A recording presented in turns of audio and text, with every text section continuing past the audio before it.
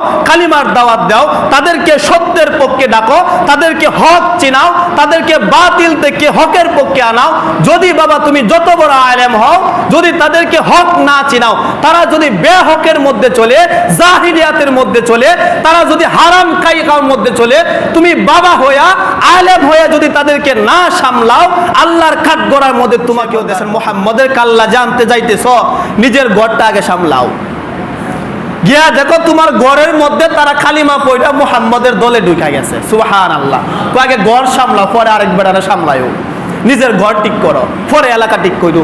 নিজের ঘরে যারা আছে এদেরকে আগে কালিমা পড়া নামাজি বানাও। বাবা তুমি আরেকজনকে দাওয়াত দেওয়ার, তোমার ঘরের মধ্যে তোমার সন্তান নাক ডাইকা ঘুমায়, আর শীতের মধ্যে উপরে আর কম্বল দিয়ে আয়, ফোলা ফাটা ভালো হয়ে ঘুমা, আর নিজে মসজিদের কোনার মধ্যে আয়সা তাসবিহ দমে। তাসবিহটাই না কোনোদিন জান্নাত পাওয়া যায়। তোমার অধীনস্থ যারা আছে তাদেরকে আগে কালিমার দাওয়াত দাও, কালিমার দাওয়াত দাও, তাদেরকে সত্যের পক্ষে ডাকো, তাদেরকে হক চিনাও, তাদেরকে বাতিল থেকে হকের পক্ষে আনাও।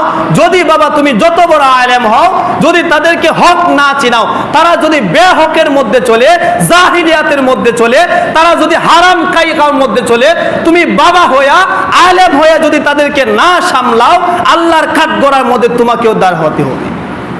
হিসাব না দেয়া জান্নাতে যেতে পারবে না। এত সহজ না। তুমি বাবা হইছো, সন্তানের হিসাব তোমাকে দিতে হবে।